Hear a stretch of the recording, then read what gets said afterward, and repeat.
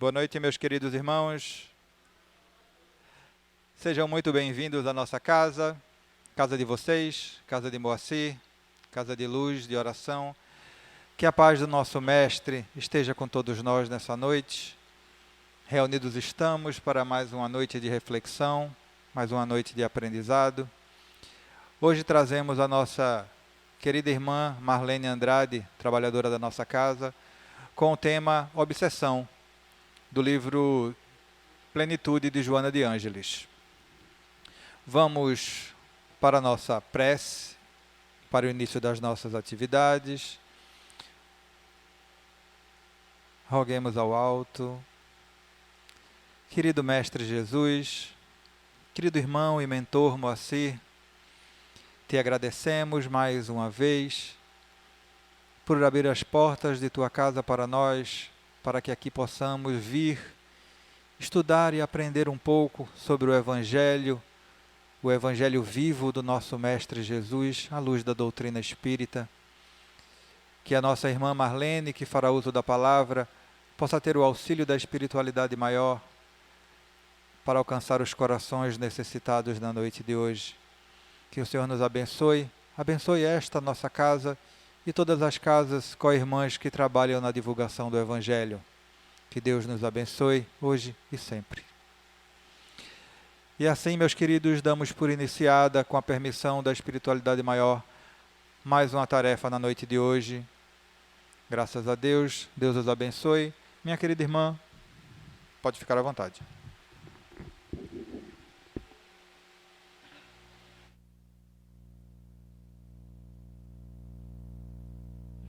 Boa noite, que a paz do Mestre Jesus nos envolva hoje, agora e sempre. Estamos na Escola de Jesus, com alegria no coração, e na noite de hoje nós vamos estudar, muito do assunto está aqui nesse livro de Joana de Ângeles, Plenitude. Essas obras de Joana, aqui na casa, está sendo estudada no segundo domingo do mês, é domingo agora. Esse domingo 9, 9 de junho, de 9 às 11. Heloísa, que é trabalhadora da casa, está dirigindo o livro Ser Consciente, dessas obras de psicologia de Joana, que é muito interessante, e todos vocês estão convidados, domingo às 9 horas, que é o Ser Consciente. Mas nessa obra aqui é um dicionário desse espírito, Joana de Ângeles, que tem muito, sobre as obras de Joana. Então, o assunto de hoje é obsessão. Vocês já ouviram falar em obsessão? Muita gente diz que fulano está com encosto, Fala assim às vezes. Mas a palavra correta é obsessão. É o que nos traz geralmente a casa espírita. É a obsessão. Realmente eu mesma vim à casa espírita não por curiosidade. Alguns vêm por curiosidade. Mas eu vim pelo processo obsessivo. E nós vamos ver o que é a obsessão, como ela acontece, como podemos fazer o tratamento e vários níveis de obsessão. Então, o que é a obsessão? Nesse livro Plenitude, Joana coloca que é uma doença espiritual grave, mesmo quando se apresenta em quadro simples. Em forma de inspiração, por exemplo, depressiva, ou de estado doentio que afeta a saúde física. Então, nós temos várias escalas, começa pela influência. Nós vivemos no mundo social e somos influenciados. Então, eu coloquei numa classificação aqui para a gente entender melhor. O primeiro nível da obsessão é a influência. Quando está falando aqui, uma inspiração. Você amanhece no início triste, aí a tristeza não passa. Estou dando um exemplo, Essa obsessão simples. Não passa e você cultiva a tristeza, e você também tem um motivo, por exemplo, se desempregou, ou teve alguma notícia não agradável, ou está melancólico, alguma coisa, alguma energia junto de você que você também não sabe, e você vai acalentando isso. Então é isso que ela quer dizer aqui. Isso, se a pessoa for alimentando, não procurar sair daquela sintonia mental, você pode entrar levemente no processo obsessivo sem perceber. Uma coisa sutil, leve, que vai lhe levando à fabricação sempre de tristeza, Então nós vamos ver como é que acontece. Então Joana diz que é uma doença espiritual grave, mesmo quando se apresenta em quadro simples, em forma de inspiração, né? Como a gente falou da depressão. Também, através da obsessão, podemos ter sintomas. Quando nós chegamos aqui à casa, que preenchemos uma ficha para fazer um tratamento, tem lá na coluna quais os sintomas, o que é que você sente, né? Aí você diz irritação, dor de cabeça, insônia, às vezes tem pesadelos, né? Assim, qualquer coisa eu fico nervoso ou nervosa. Então tem alguns sintomas que a gente sente. E pode ser obsessão ou não, ela pode também, na consulta dar, que procure um médico, pode também ser um problema médico. Mas geralmente, em todas as nossas doenças, todas elas, no fundo, lá no fundo, tem um problema espiritual. Nós vamos ver isso nas obras, né? Nesse livro aqui, Elucidações Psicológicas à Luz do Espiritismo, diz que a obsessão é uma chaga moral do espírito. Pode também tornar-se uma virose de contágio rápido. Então veja, então a obsessão também pode ser comunitária. Quando ela diz que é uma chaga moral, que é uma virose que pode contaminar rapidamente, então ela quer dizer que pode ter uma comunidade, uma cidade, uma população que rapidamente ela pode ficar num estágio de obsessão. Vamos lembrar do carnaval? Tem uns que saem de casa querendo brincar só, não tem má intenção de nada.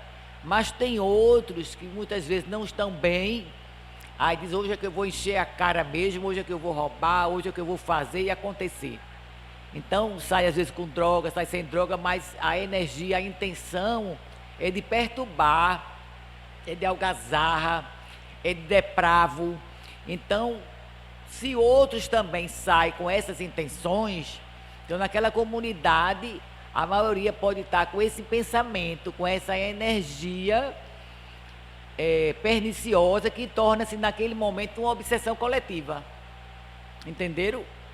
E já ouvi dizer que, por exemplo, não vou dizer uma obsessão, mas que esse problema do Rio Grande do Sul foi um karma coletivo. Tem, assim, dados, né, da espiritualidade, que aquilo foi um karma coletivo, que a gente sabe que nada é por acaso.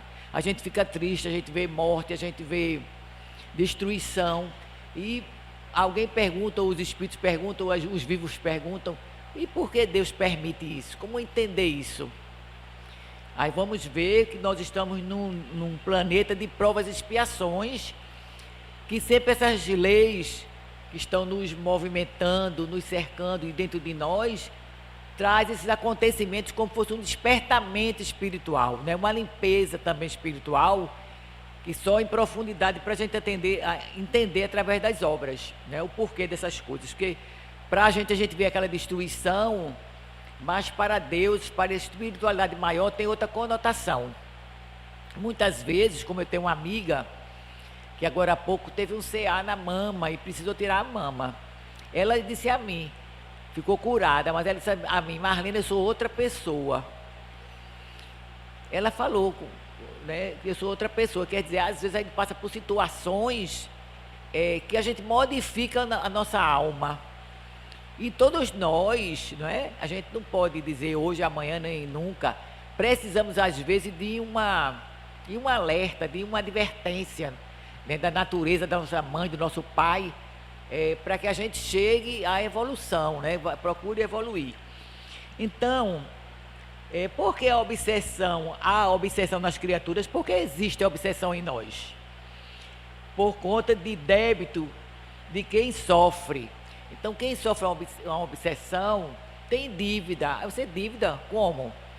Dívida com as leis divinas, dívida com a natureza. Porque para que a gente cresça espiritualmente, como nós somos simples e ignorantes, fomos criados simples e ignorantes, nós vamos ter tendências e vamos errar. Como criança que para andar cai muito, bole no que não pode, passa por perigo, a mesma coisa somos nós. Então optamos, escolhemos muitas coisas que não são boas. Então criamos dívida para nós mesmos.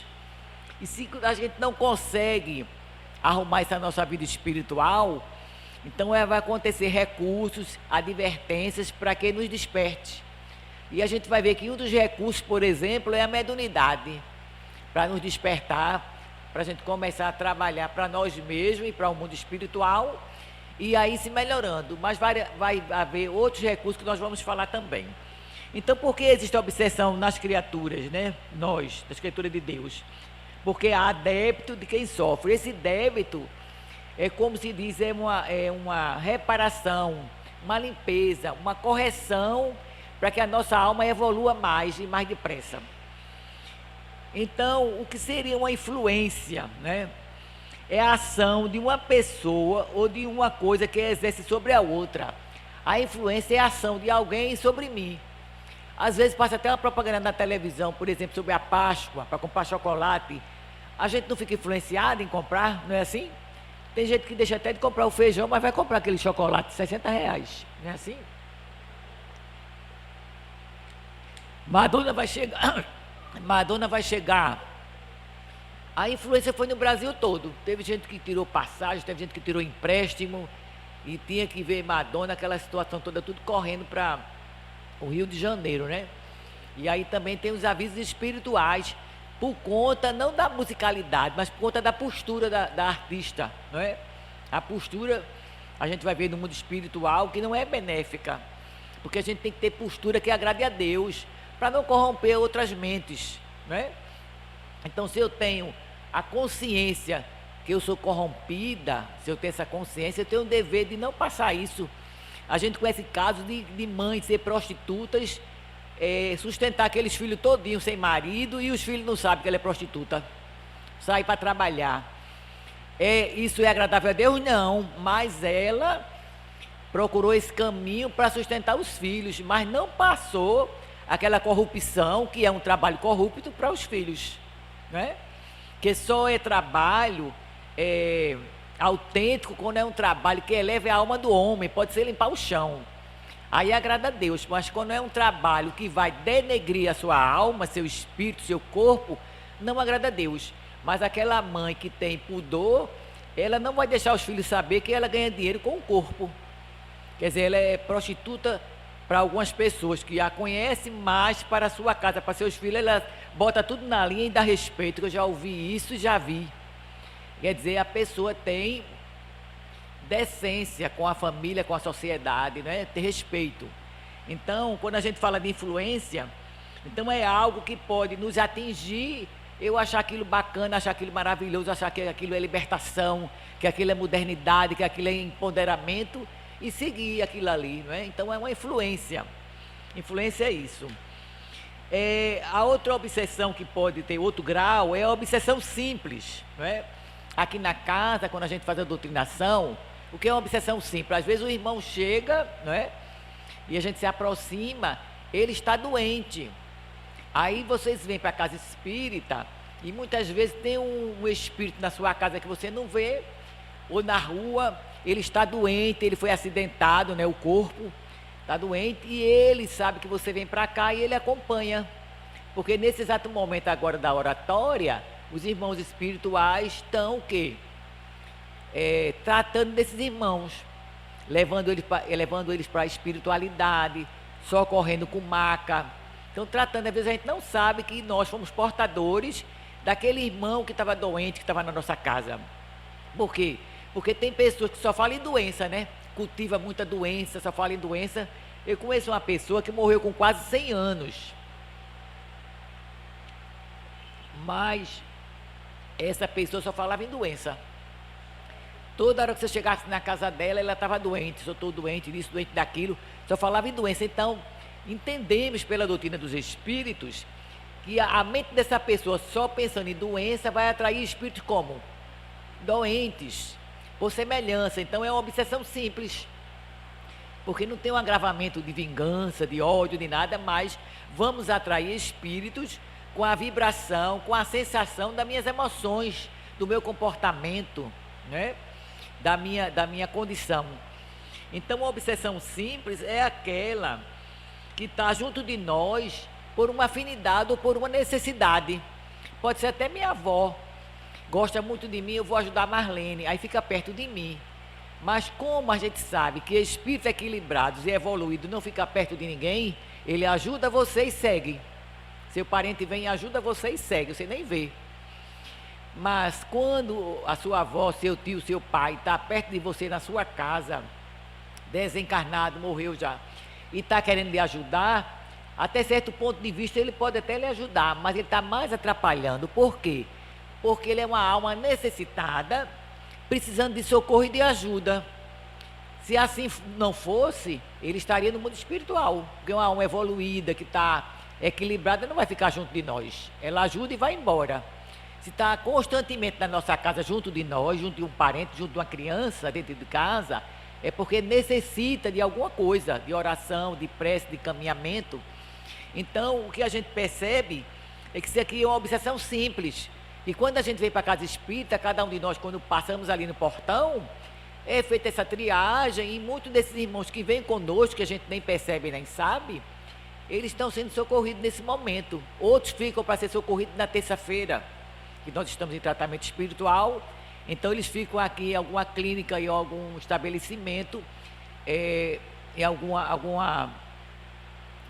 canto da instituição, um hospital que fica instalado em cima de cada centro espírita. Ele fica ali, dependendo da sua condição, para ser tratado terça-feira, a ouvir a dialogação, que a gente chama de doutrinação, dialogação, com os médicos que vão receber essas criaturas. Então, a obsessão, ela pode ser, começando por uma influência, aí tem a obsessão simples, não é, que eu falei, que não é uma coisa muito desastrosa, mas está junto de nós, o irmão. Tem agora a obsessão mais complexa, que a gente mais tarde aqui vai ver, quando é uma situação, por exemplo, de vingança, não é? A obsessão de vingança, ela é mais forte, vamos dizer assim, mais constante, mais profunda, vamos dizer. Por quê?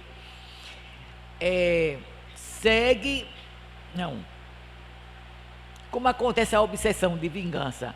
Tem suas raízes fixadas nos antecedentes morais envolvidos, que se deixaram vencer pela nossa inferioridade, que dominava na época. Por exemplo, uma discussão, uma briga, não é? Uma desavença, uma discórdia, uma briga dentro de casa. O que é que acontece?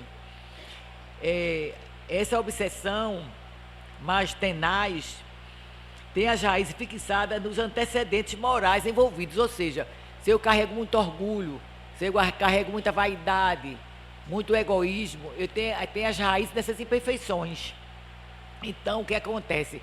Houve uma desavença comigo e alguém em vidas passadas, eu maltei alguém, maltratei, roubei, como a gente ouve aqui. Tem irmãos que chegam, né, e falam assim, a gente descobre na conversação que ele matou a família, matou o pai, matou os filhos, para ficar com o sítio da pessoa, para ficar com a fazenda da pessoa. Essas fazendas que são distantes, que quase a gente não sabe quem são os donos, né?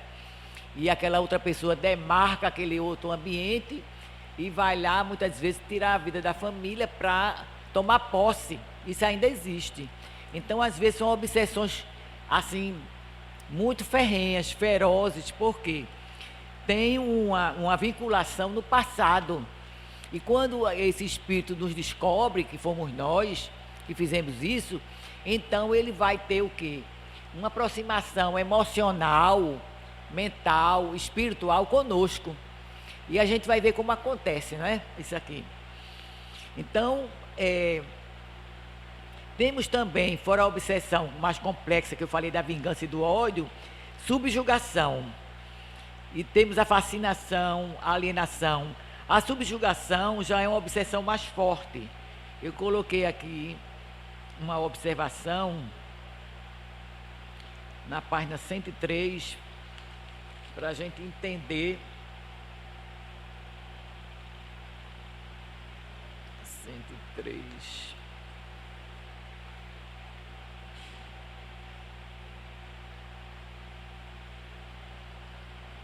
Capítulo 6. Olha, a obsessão tem as suas raízes fixadas nos antecedentes morais de ambos litigantes, quer dizer, de ambas criaturas que estavam em desavença.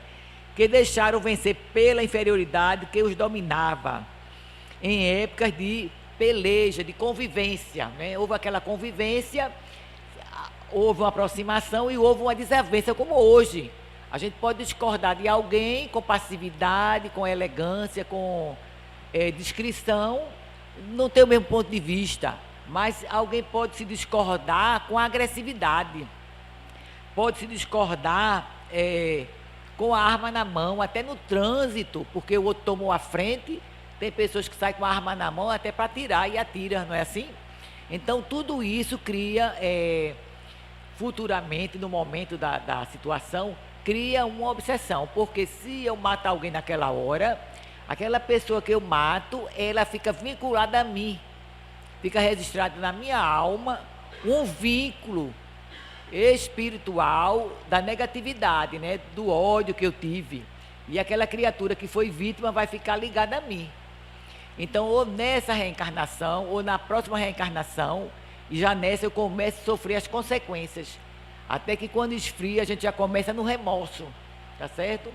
Então eu vou ver aqui onde nós estávamos, na subjugação, eu não encontrei.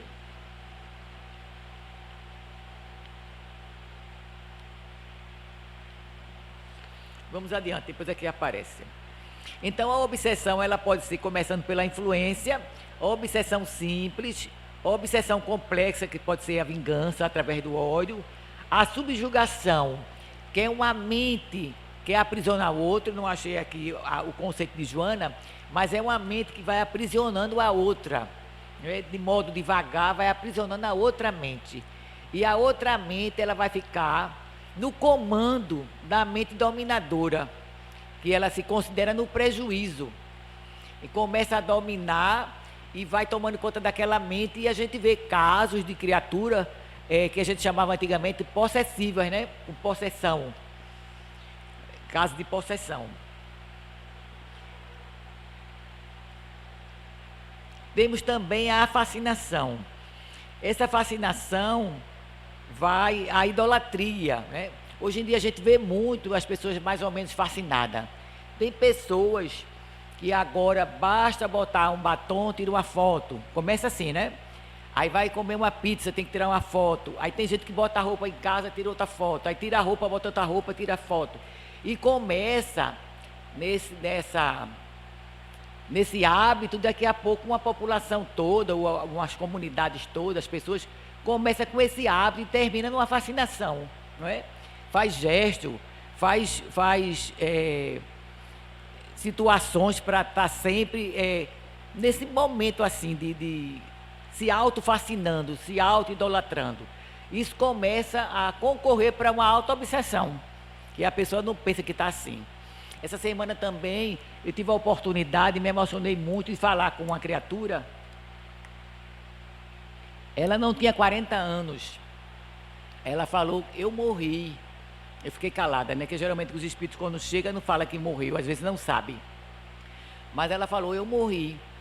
Ela falou: eu tinha um marido bom, tinha um marido com dinheiro, um marido bem em todas as situações, me tratava muito bem, e eu não quis ter filho, por conta de não deformar meu corpo. Não quis ter filho e fiz muita plástica. E nessa última plástica eu falei com o meu esposo para fazer, ele não concordou comigo, mas eu quis fazer. Como já fiz várias, eu não aguentei a anestesia e, portanto, veio a óbito. Então ela mesma arrependida, né? Vibrando pelo esposo que estava sofrendo muito, até querendo que ele arrumasse outra companheira para dar filho para ele, e ela arrependida. Então você veja que a fascinação, não é? Muitas vezes também a mente está subjugada, começa numa coisa bem leve, na influência, e vai a tal ponto que a pessoa depois não percebe os riscos, nem o perigo. Essa nossa situação acontece pelo vazio existencial. A nossa alma pertence a Deus e nós carregamos Deus. E se a gente não cultiva Deus em nosso dia a dia, nós vamos entrando sem perceber no vazio existencial. E quando vê, a gente chega numa situação dessa, a pessoa procurar a sua própria morte, né? Procurando a vaidade. Então a gente vê como chega essa situação.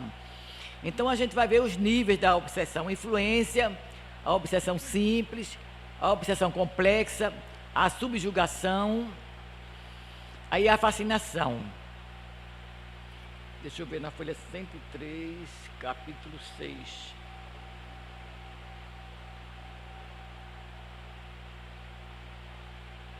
Então veja, na posição nossa de egoístas e irrefletidos, não medimos as consequências dos atos venais, passando a vincular-se a um outro através de algemas do ódio, do esforço, que os torna cada vez mais infelizes. Então é através do egoísmo e do orgulho, da vaidade, que a gente vai entrar em comunhão com outras mentes e vamos criar essa situação de obsessão. Então, podemos perguntar: somos influenciados desde a nossa origem como espírito? Será que nós somos influenciados pelo mundo espiritual, pelos espíritos, nossos irmãos, desde a nossa origem como um espírito simples e ignorante? Na pergunta aqui do Livro dos Espíritos, 459, vamos ver o que é que o Livro dos Espíritos fala para a gente. Os espíritos influenciam sobre os nossos pensamentos e as nossas ações? Será que os espíritos influenciam os nossos pensamentos e as nossas ações? Resposta: nesse sentido, a sua influência é maior do que supondes, porque muito frequentemente são eles que vos dirigem. Quer dizer, eles influenciam tanto que muitas vezes nos dirigem. Aí nós conhecemos às vezes jovens que dizem assim: meu pai quer mandar muito em mim e minha mãe, eu agora já ganho meu dinheiro, não vou ficar nessa obediência, ficar obedecendo a caducos, velhos caducos, não é? Aí sai de casa muitas vezes e vão morar só. E quando a gente vê, você vai encontrar aquele jovem no bar só bebendo, só fumando, não é? Irresponsável no trabalho, vem na hora perder o trabalho. Aí ele não queria que o pai e a mãe mandassem nele. Mas quem está mandando nele aqui? E acabamos de ler no Livro dos Espíritos. Os espíritos. Começou influenciando ele na carência e ele agora está sendo dominado pela bebida. Porque a paixão, já disse aqui uma vez, a paixão só é boa quando eu domino a paixão. Quando a paixão me domina, ela é perniciosa, ela é patológica, precisa de psicólogo, psiquiatra, de médico, de centro espírita, de igreja de crente, católica. Onde estiver mais perto da sua casa, que você não puder chegar no centro espírita, aí você vá, porque sabemos que até na Assembleia de Deus eles fazem desobsessão em massa.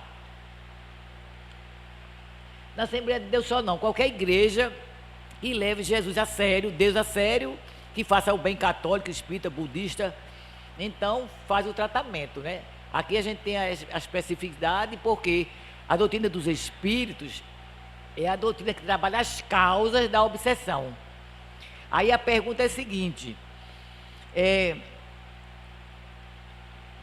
somos influenciados desde a nossa origem como espírito?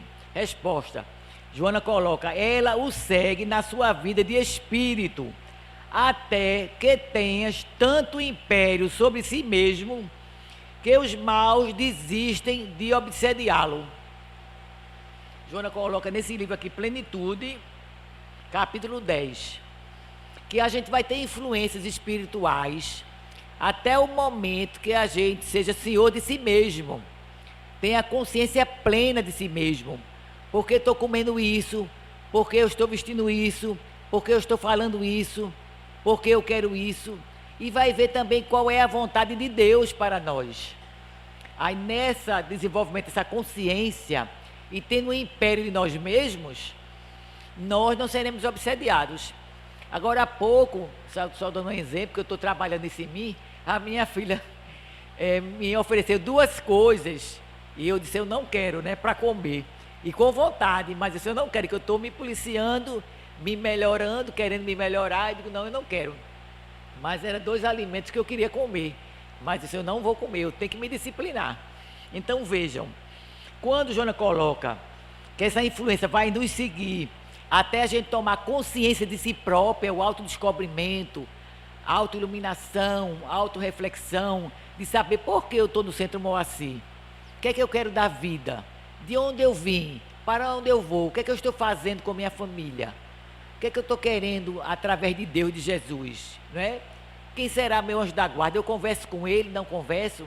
Então, todas essas perguntas espiritualizadas faz com que a gente vá tomando consciência de si, né? E a gente vai chegar mais na frente entendendo.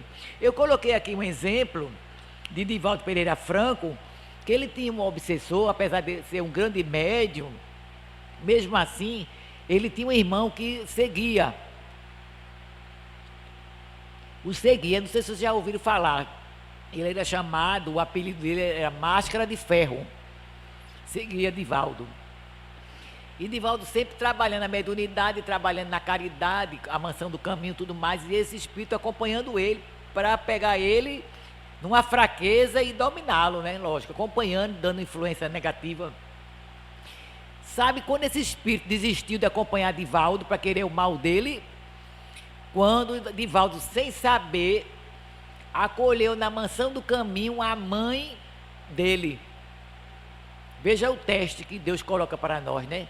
Chega a mãe dele como uma criança pequena na mansão do caminho, e Divaldo não sabia que era a mãe do obsessor dele. Divaldo acolhe aquela criança, recebe a criança nos braços e acolhe aquela criança. Quando esse Máscara de Ferro viu, entendia como espírito, que era a mãe dele, que Divaldo estava acolhendo, botando no seu colo e colocando na mansão do caminho, ele desistiu de perseguir Divaldo, entende? Então aquele espírito tinha uma dívida, Divaldo tinha uma dívida com ele de mais de 400 anos atrás, de uma época atrás. Então você veja que naquela época, quando Divaldo vibrava ódio, com certeza se desentendeu com ele, e agora com a condição de suportá-lo, ele foi colocado pelas forças da natureza, né? Ligou-se a Divaldo. Mesmo Divaldo não tendo mais ódio, mas tinha uma ligação com ele, de inimizade. Era amizade e passou a ser inimigos. Então ele acompanhava toda a trajetória de Divaldo, todos os trabalhos dele, mas quando ele adotou a mãe dele, do obsessor, na casa do caminho, o obsessor desistiu de Divaldo. Então vejam como são as estratégias, que nós estamos cercados no mundo espiritual, de espíritos, não é para ter medo, é para a gente procurar sempre estar com o pensamento em Deus e em Jesus. Irmão Sobreira, que fundou a campanha do Quilo, lá em Casa Forte, morava em Casa Forte, ele sempre nos ensinava: vai abrir o chuveiro, agradeça a Deus, a água potável, vai se alimentar, agradeça a Deus, pensamento, não precisa orar alto, agradeça a Deus, vai pegar um transporte, agradeça a Deus, não é? Vai dormir, agradeça a Deus, se acordou, agradeça a Deus, tudo agradeça a Deus, não é? Porque você vai criando uma atmosfera ligada a Deus, a Jesus, para ter sua defesa. Então, Joana coloca que essa influência, e o Livro dos Espíritos, na pergunta 122, coloca que essa influência vai ser em toda a nossa vida, até a gente tomar consciência de nós mesmos, ou seja, tomar conta da nossa vontade de acordo com a vontade de Deus. A minha vontade está de acordo com a vontade de Deus. Não é eu quero uma coisa e vou fazer como eu acho. Eu tinha uma conhecida que ela falou: Marlene, eu conheço tal pessoa lá na minha rua, era um homem, né? Na minha rua ele é lindo, mas ele é casado com uma crente e eu vou querer ele para mim. Aí eu fiquei só ouvindo, né? Eu não tinha condição de falar do evangelho, eu fiquei só ouvindo. Ela disse: você vai ver, eu vou conseguir ele para mim, ele é muito bonito. Aí depois ela me encontrou, disse: Marlene, eu não consegui não. Eu nem perguntei, mas ela falou: ela é crente, minha filha, ela ora tanto, e eu não consegui. Então veja os nossos pensamentos como são, como acontece, né? Esse pensamento vem e a gente vai atrás desses irmãos assim. Aí ela mesmo disse que não conseguiu porque a esposa dele só vivia na igreja orando, é por isso que ela não tinha conseguido. Aí quem sabe é Deus. Mas o que eu quero dizer é que nós temos esses pensamentos, jogamos para o universo e vamos atrair mentes de acordo com a nossa conduta. Então o irmão Sobreira dizia: tudo que faça, pense em Deus. Vai tomar uma solução, vai arrumar um emprego, se desempregou, fale com Deus, agradeça a Deus e vai entender por que aconteceu aquilo ali, né? Não se desespere, não se revolte. Então, como acontece a obsessão? A obsessão tem suas raízes fixadas nos antecedentes morais envolvidos, que se deixaram vencer pela inferioridade que os dominavam, na época, né, da discórdia. Mas também a obsessão pode ocorrer nos dias de hoje, que não pode ser a obsessão por vingança só de vidas passadas, mas pode acontecer hoje também. Algo que aconteça na nossa vida, não é? A gente vê muito isso entre até casais, não é? Que se desentendem e em vez de procurar ajuda quando não consegue resolver, eles caem às vezes numa vibração de ódio. Aí aquilo que dizia que é amor, diz fulano amava tanto a outra ou o outro e agora está odiando. Não, não amava, era apaixonados. Porque quem ama conseguiu já o amor espiritual, o amor platônico, não vai mais odiar, porque já conseguiu, já classificou, já adiantou. Então vai ficar triste, vai chorar com a perca, com a separação, mas não vai mais odiar. Agora aquele que é apaixonado, não tratou da paixão para transformar em amor, aí a paixão pode virar em ódio, né? Que diz que o ódio é o amor doente. Você só odeia uma pessoa porque já teve contato com ela. Como é que eu vou odiar Flávio que a gente não teve um interrelacionamento? Isso eu vou odiar uma pessoa que a gente teve convivência, né? Lógico. E por que houve isso? Então a gente vai entender. Então vejam. E a obsessão também pode ser por vícios. A gente vai ver agora a obsessão por vícios. Então essa obsessão vincula-se através das energias espirituais e emocionais, no caso aqui do ódio e da vingança, que os torna cada vez mais infelizes, que a gente já viu. Podem arrastarem essa obsessão por vingança por séculos de sofrimentos, passando de vítimas a algozes.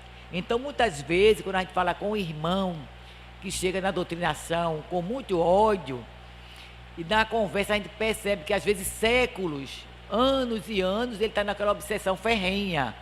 O médium chega a se treme, né, de tanto ódio que está recebendo ali daquele espírito sofredor que ele está perseguindo aquela criatura. E o que é que a gente percebe? Que quando a gente começa a conversar, e a espiritualidade também dá intuição, a gente percebe que é uma vingança atrás da outra. Um é vítima, outro é algoz, não é? Um matou o outro agora, depois o outro mata o outro. E assim fica naquela guerra constante. Não tem isso também na família? Um se vinga, depois o outro se vinga. Ah, fulano não quer assim não, depois vai ser assim. Então cada um vai se vingando da sua maneira e aquilo vai se prolongando. Então tem obsessões que duram séculos, de espíritos se vingar um do outro por séculos.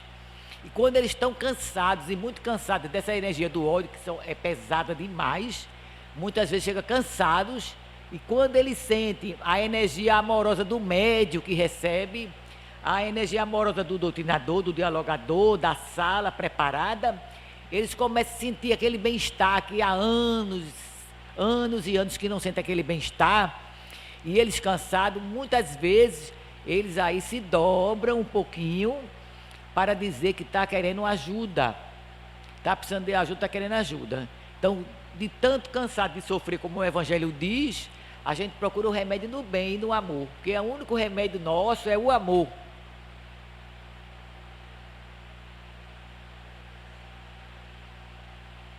Então, a obsessão também pode dar com fatos e coisas e vícios.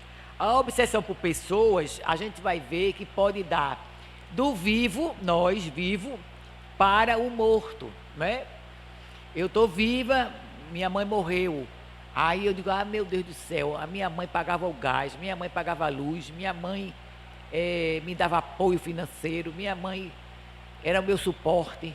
E eu começo todo dia a falar da minha mãe, ou então, não sei, uma situação econômica, mas uma ligação espiritual muito forte, por exemplo, né? Aí a pessoa bota o quadro da mãe na parede, bota velas, bota flores e cultua aquela criatura ali.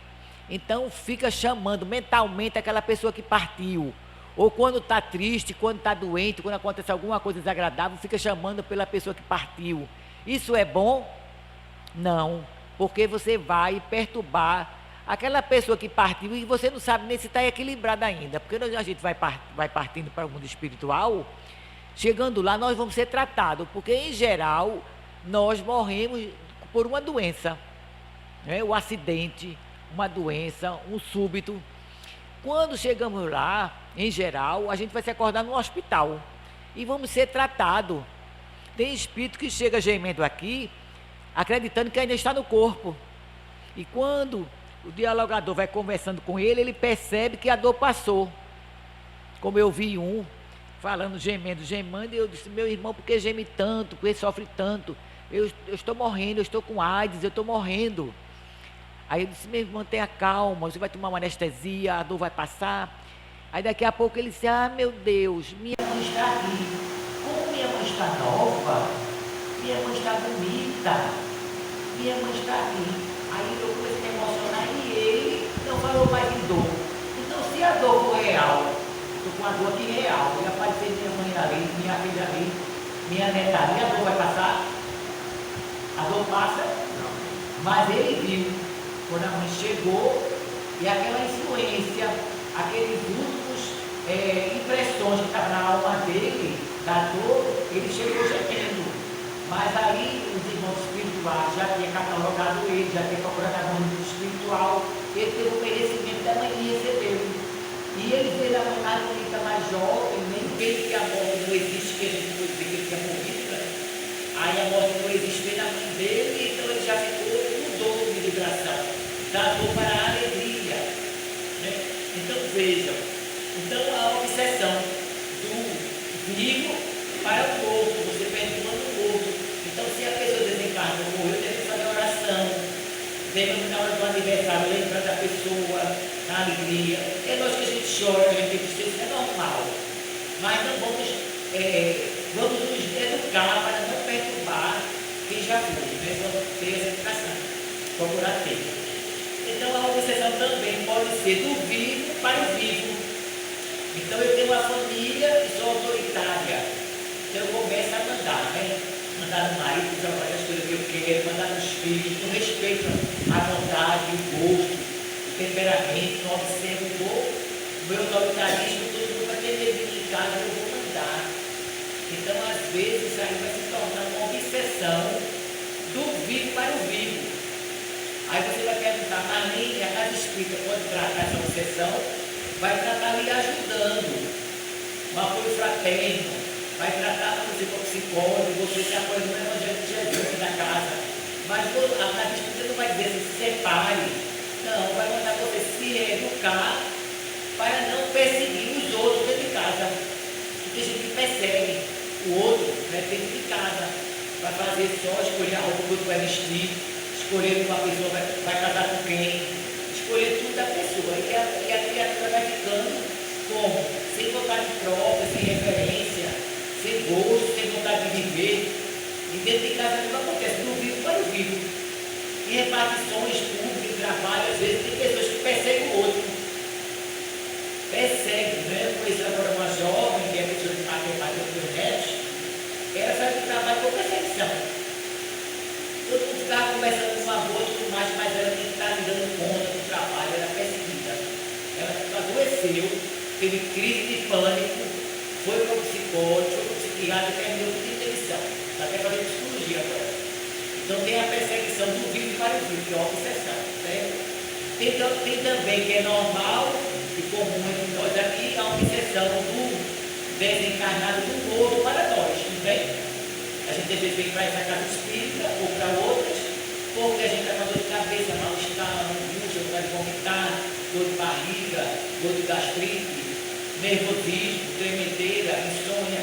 E quando chega aqui, dá o quê? Obsessão. Ou seja, é um irmão que já foi para o outro lado da vida, quer dizer, era para estar do outro lado da vida, mas a mente dele está ligada na nossa. E pode ser por vários fatores que a gente já viu, né? Pode ser por vingança, que é mais complexo o tratamento. Mas pode ser, como eu falei, da pessoa que só falava em doença e vai atrair aquela obsessão por afinidade. ou vício, né? A gente começa a beber um pouquinho, daqui a pouco está bebendo mais, e daqui a pouco não se controla. Não vai ter a obsessão por o vício do álcool. O que acontece? A gente viu naquele filme, esse filme, qual é o nome?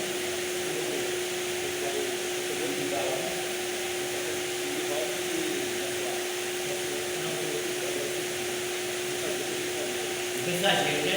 Nesse filme agora que passou, nós percebemos aqueles irmãos na janela, dois irmãos pela frente, influenciando aquela criatura que gostava de beber.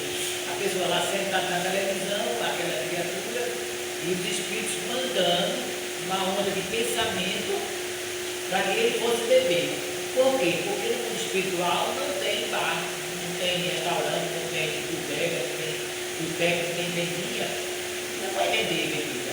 Então aquela criatura que ela morre só pensando em beber, vai ficar junto daquelas pessoas que bebem, mandando o seu desejo para aquela mente vai potencializar o desejo, aí ela vai, como aqui falamos, ser manejada pelos espíritos e vai beber. Aquele não está nem querendo, aquele até deixar de beber, mas ela vai ser manejada, manipulada. E aí vai beber. O que acontece? Para que eu domine algo, eu tenho que ter controle de mim mesma, não quero mais. Eu tenho que perceber que tem influência dos mortos, querem que eu beba. Tem influência dos vivos, me chamando, vai pagar uma meiota para mim, vamos mais preocupado para tu. Então veja quantas influências dos mortos, dos vivos e a minha condição de querer beber. Então tem que vencer três condições. A minha vontade, os meus amigos estão me chamando e dos espíritos. Então veja como é que dá a obsessão por vícios. Isso pode ser qualquer vício, o fumo, a droga, o abuso sexual, a gula, a mentira, a preguiça, o orgulho. Tudo isso são irmãos que nos acompanham, que a gente pode chamar de obsessão, simples, entre aspas, mas é uma coisa grave, porque potencializa o que eu trago de perfeição e eu tenho que ter o autoconhecimento, a autodescoberta, para que eu verifique naquilo que eu preciso melhorar, para que eu me controle e não dê evasão, atenção, espaço para aqueles irmãos que me acompanham, que têm sintonia comigo, como o Divaldo, né? Que aquele que acompanhou até ele perceber que ele era senhor da caridade e que a maior caridade que ele estava fazendo para esse obsessor era acolher a mãe dele, que não existe. Então a gente vai chegar ao ponto que não vamos ter mais obsessão. Então a obsessão é uma lei natural que nos leva à auto-iluminação, ao auto-descobrimento, à auto-reflexão. Né? Vamos ver por esse ponto de vista muito importante. Então a gente falou da obsessão dos desencarnados dos mortos para os vivos. Tem também a obsessão dos desencarnados para os desencarnados, que a gente não vai falar, que é pela pessoa que morreu para o que morreu, para o mundo espiritual se perseguindo. E tem a auto-obsessão, que eu já falei, por exemplo, da vacinação, né?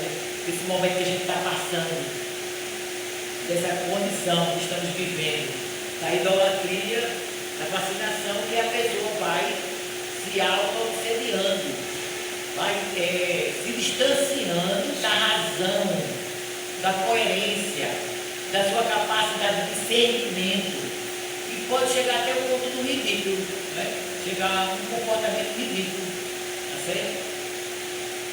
Então o que precisamos saber e fazer para tratar a obsessão? O que precisamos saber e fazer para tratar a obsessão?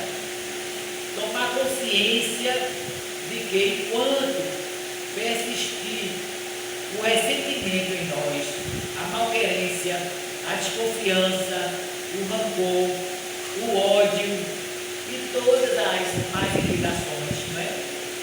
Teremos a abertura para a obsessão. Porque vamos atrair mentes parecidas com a nossa, né, que são obsessões mais comuns, que também tem a convivência que nós falamos. E o primeiro remédio, antes de todos esses, tomada de consciência, mesmo sem tomar essa consciência, é o amor. Para tudo é o amor.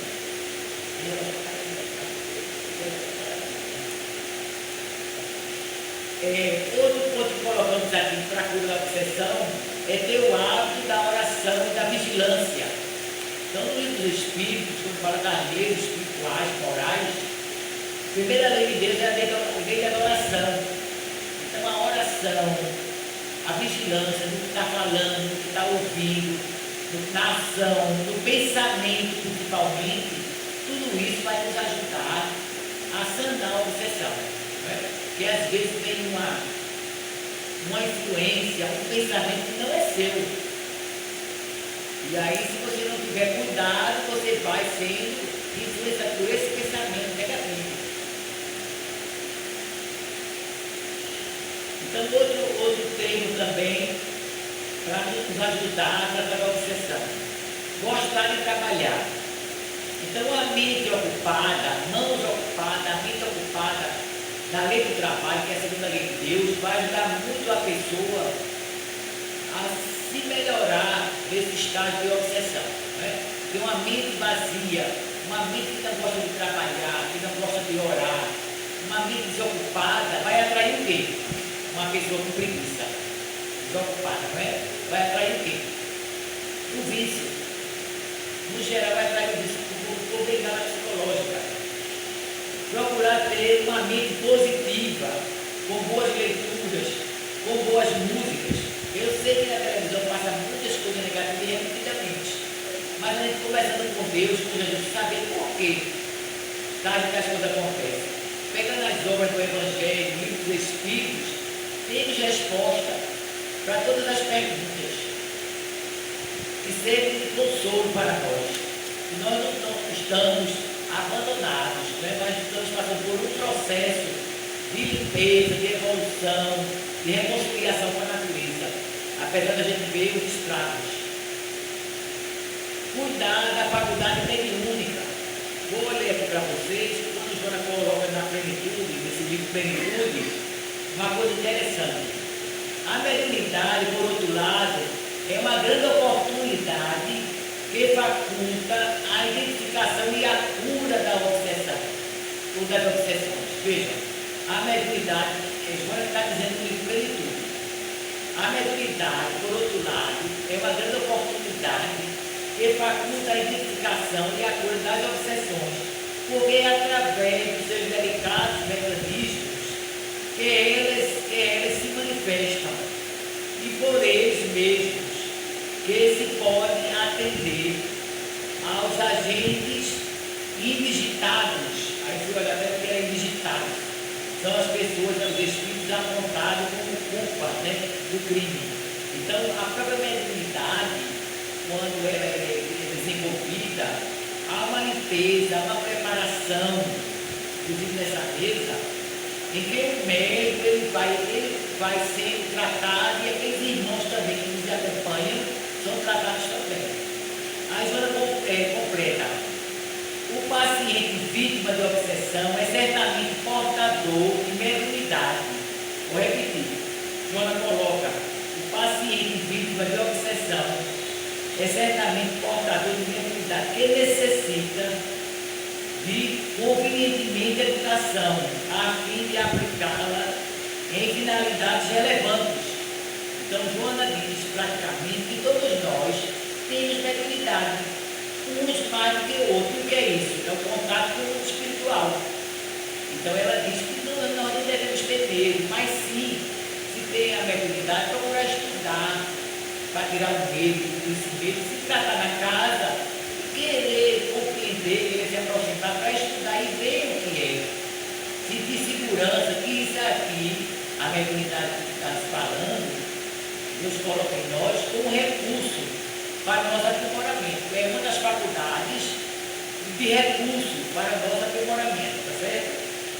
Então, nós temos que cuidar da faculdade mediúnica, na casa espírita ou em outra casa, pode ser também em outras casas que não vai ter o estudo das causas, mas também trata. Aqui na nossa casa vai ter estudos e a prática. ter o desejo sincero de mudança, transformação moral. Né? Porque quando eu me transformo moralmente, emocionalmente, se aquele espírito está cheio de tristeza junto de mim, e eu percebo, o que é que eu faço? Eu pego logo uma vassoura, vou varrer a casa. Não é assim? Tomo banho, chuveiro frio. Vou à praia, tomo um banho. Vou ali com os irmãos, dar uma passada na árvore, das árvores, vou visitar um doente, né? Vou visitar um parente, vou brincar com a criança. Então, tem vários meios e maneiras para que a gente trabalhe, né? Para que esse pensamento, essa sensação de tristeza não vá se acumulando em nós. Então, o desejo é de mudança, de transformação moral. Ter trabalho fraterno, aqui a casa também oferece vários trabalhos fraternos. Aqui no quadro, né, vital, tem vários trabalhos dizendo que a casa oferece e nós podemos participar. Ah, Marina, não gosto do trabalho da casa espírita, mas você pode ser voluntário. A gente está vindo na enchente agora, tantas pessoas voluntárias. Então, a gente lembra também do bom samaritano, que ele não tinha religião, mas era a pessoa que fazia caridade. Então, é a gente entender que a caridade é a única porta para a salvação. Por quê? Porque a caridade, cada vez que vamos fazendo, vamos limpando a nossa alma. Então, se eu tenho uma expiação que vai ter um volume 10 de sofrimento, eu fazendo a caridade constantemente, quando a hora da expiação chegar, aquele volume de sofrimento de 10 pontos, vamos dizer, está em 5, está em 4, como aquela história que a gente conhece, que a criatura precisava perder um braço, porque tirou o braço do outro, mas na hora que está trabalhando na fábrica, na hora de perder o braço, ela perde todos eles, porque trabalhava tanto no bem, que a expiação foi atenuada. Então tudo está escrito em nós. E através da caridade que vamos nos aprimorando. Procurar também, de acordo com os conflitos, psicólogos, médicos, procurar tratamento através do passe aqui na casa, água purificada, e o evangelho no lar. Aqui todo mundo faz o evangelho no lar, todos fazem. O evangelho no lar é simples.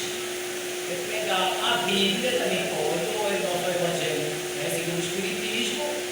Aí você passa um dia, o dia que você quiser que for melhor para você, para a sua família, e você vai colocar a água na beira do copinho, água para ser purificada, vai fazer uma prece ao vivo do grupo, vai abrir o Evangelho, comentar, quem puder ter mais facilidade de comentar e interpretar. E depois vai também orar, vai pedir pelos que estão na sua casa que você não está vendo, né, os encarnados, pelos familiares que já partiram, para onde tem guerra, onde tem hospital para sofredores, né, onde tem presídios, você pode encaminhar suas preces e terminar o evangelho com a prece. Então faz todo dia que você escolher, por exemplo, no domingo, no sábado, assim, todo dia que você escolher, um dia por semana, no mínimo, né? Quem tem muita mediunidade, acredito que tem muita obsessão, sente muita obsessão, se recomenda é ler pela manhã e pela tarde uma frase, um parágrafo, de manhã, outra noite, outra tarde, se puder, para ir aliviando esses sintomas da obsessão. Outra coisa interessante que o Evangelho pede, perdoar sempre as ofensas, desenvolver a humildade. Então, perdoar as ofensas. A gente sabe que perdoar é fácil quando é uma pequena coisa. A pessoa pisou no meu pé, a pessoa me trancou na rua com o carro. Mas será que a gente vai perdoar o assassino do nosso filho? Será? Então, veja, tem coisas gravíssimas, né? A gente viu passar de fantástico, a mulher levando lanche para o assassino dos filhos dela, sem veneno. O lanche era sem veneno, né? Para o filho do assassino. Quer dizer, é uma alma iluminada, né? Sabe que a outra mãe é sofredora, perdeu o filho também, né? Uma perdeu para o cemitério, a outra perdeu para a cadeia, mas todos estão com Deus. Então perdoar as ofensas, desenvolver a humildade. E aqui eu coloquei ter confiança em Deus, fé e confiança em Deus, porque tudo que Deus faz é perfeito. Então, nós convidamos vocês a estudar o livro dos Espíritos, quando tiver com dúvida. Então, um livro só, em 4 partes. Porque quando a gente está em dúvida, as respostas estão ali. E a gente vai compreender a sabedoria de Deus, a Gênesis também, o Evangelho. Nós vamos entendendo que Deus é amor, só quer nos amar. Mas que às vezes precisamos de uma advertência, como na escola, como no trabalho, para ir corrigindo, não é? Então, precisamos ter fé e confiança em Deus. E Jesus é o caminho da verdade e o caminho da vida. Jesus é o caminho da verdade, porque a verdade é o encontro de Deus em nós. Né? Essa água que jorrará em nós, quando a gente vem em contato com essa consciência cósmica em nós, que é Deus em nós. Então Jesus diz, eu sou o caminho, né? O caminho da verdade e da vida. A vida é o quê? Quanto mais a gente aumenta a nossa luminosidade, mais nós vamos ficando mais bonitos. Né? É por isso que os espíritos mais evoluídos, quando aparecem para nós, eles estão mais bonitos, mais iluminados, mais acesos. Então, a vida é a capacidade de sustentar cada vez mais a luz. Então, carregamos a vida que carregamos Deus. Né? Então, vocês estão convidados para o estudo de Joana, domingo, às 9 horas, até às 11, quero ser consciente. E para o Evangelho de Jesus, que você sempre vem aqui, que é na quarta e na sexta-feira. Muita paz e que Deus nos abençoe. E qualquer dúvida sobre a obsessão, está nesse livro aqui, Plenitude da Coleção